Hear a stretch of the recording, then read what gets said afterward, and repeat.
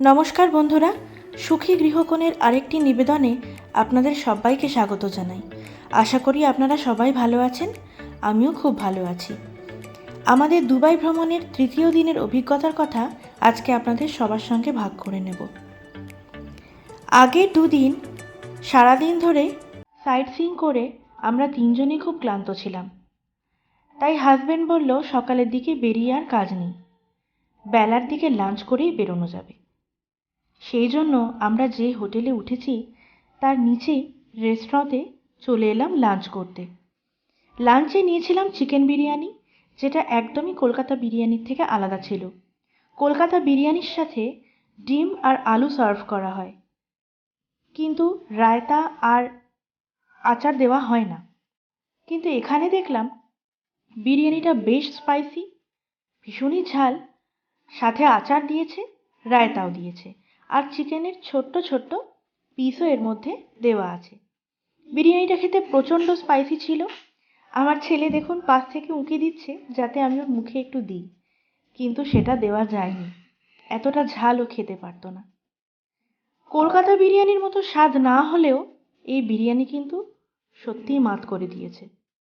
টেস্টটা ভীষণই ভালো ছিল, আর যেহেতু আমি ঝাল খেতে খুব ভালোবাসি সেহেতু আমার বেশ ভালোই লেগেছে। লাঞ্চ হয়ে যেতেই আমরা আজকের প্রথম ডেস্টিনেশনের দিকে রওনা দিয়ে দিলাম। আজকে আমরা প্রথমে গেলাম দুবাই ফ্রেমে।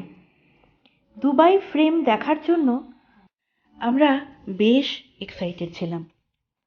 সোজা 50 তলার উপরে উঠে একটা ফ্লোর আছে, যেখান থেকে আপনি গোটা দুবাই শহরটাকে দেখতে পাবেন। এই দেখুন, আমরা এখন লিফটে করে উঠছি, আর লিফটের বাইরে কি সুন্দর শোভা। আস্তে আস্তে আস্তে আস্তে লিফটটা উপরে উঠছে, আর কি সুন্দরভাবে দেখা যাচ্ছে দেখুন সমস্ত শহরটা।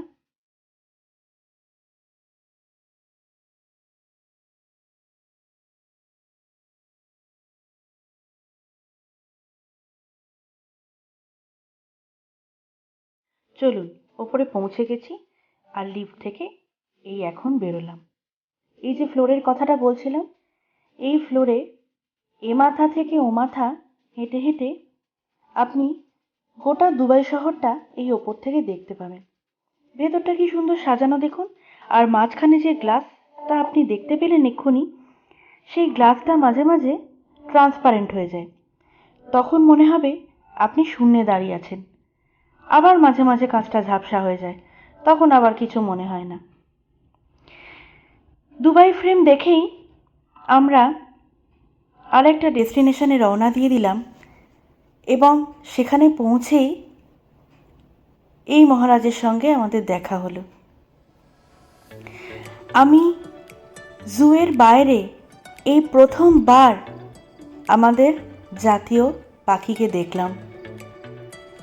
কথায় আছে না, যে ঈশ্বর কিভাবে নিজে হাতে করে সবাইকে বানিয়েছেন, সেটা সামনে থেকে না দেখলে বোঝা যায় না।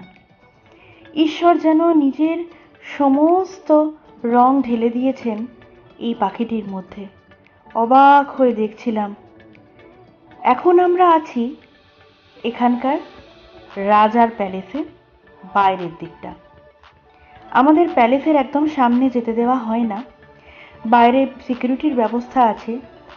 একটা জায়গা অবধি, একটা লাইন অবধি ট্যুরিস্টরা যেতে পারবে, সেই লাইনটা ক্রস করে কেউ এগিয়ে যেতে পারবে না। দেখুন, কিংয়ের প্যালেসটা দেখা যাচ্ছে। আজকে আমাদের গন্তব্যস্থান এতগুলো যে আমরা নিজেরাই হাঁপিয়ে যাচ্ছি। ওখান থেকে প্যালেসের বাইরেটা দেখেই আমরা চলে গেছিলাম জুমেরা বিচে। আবার জুমেরা বিচ থেকে মিউজিয়ামে চলে এলাম। মিউজিয়ামে এসেই এখানকার পুরনো দিনের অনেক কিছু চিত্র আমাদের সামনে ফুটে উঠল। একদম আগেকার দুবাই কেমন ছিল, সেখানকার মানুষজনেরা কেমন ছিলেন, সেখানকার মানুষজনেরা কি কি জিনিস ব্যবহার করতেন, তাদের জীবনযাত্রা কেমন ছিল, তাদের জীবিকা কি কি ছিল, তারা কি কি খেতে পছন্দ করতেন, তাদের প্রধান খাদ্য, প্রধান পোশাক কি কি ছিল, সেই সবই এই মিউজিয়ামের মধ্যে দিয়ে দেখানোর চেষ্টা করা হয়েছে। চলুন দেখতে থাকি।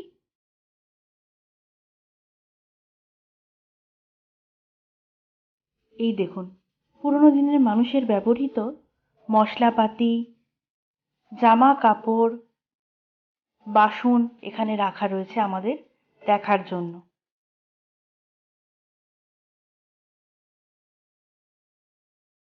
এই দেখুন, কি সুন্দর না? যখন দুবাই শহর এত উন্নত হয়নি তখন কেমন ছিল, সেটাই আমরা দেখতে পেলাম।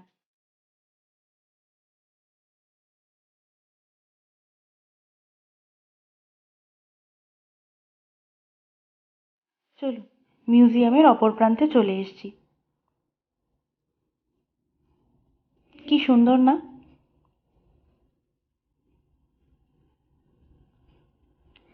এখন দুবাই শহর কেমন হয়েছে, আগামী দিনে কেমন হবে, সেইটা আবার এখানে ডিসপ্লে করা হচ্ছে।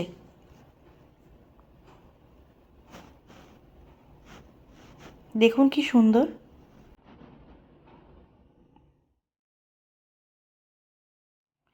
আমাদের মোট 4 দিনের ট্যুর ছিল দুবাইতে, কিন্তু দেখার জিনিস এত আছে যে শেষ করা যাচ্ছে না।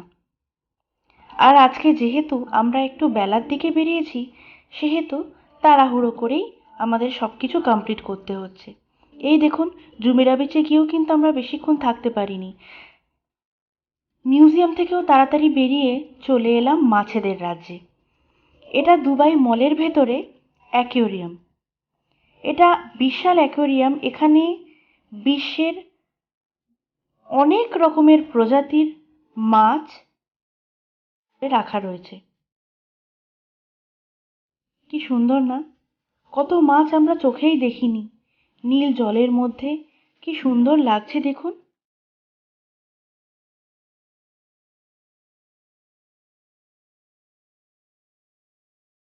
এখানে এসে যা যা দেখলাম, যে যে অভিজ্ঞতার সম্মুখীন হলাম, তা সত্যিই অতুলনীয়।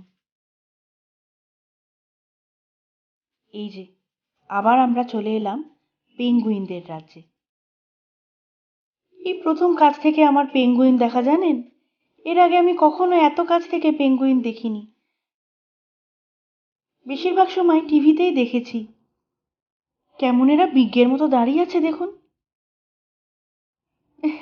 কি সুন্দর লাগছে না?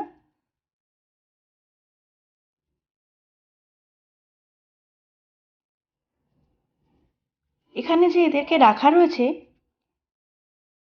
অবশ্যম্ভাবীভাবেই টেম্পারেচারটা ভেতরে অনেকটা কিন্তু কমিয়ে রাখা রয়েছে।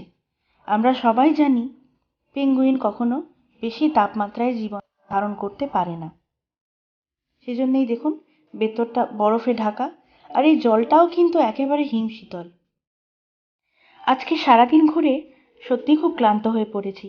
তাড়াতাড়ি হোটেলে ফিরে একটু ডিনার করে নিয়ে রেস্ট নেব।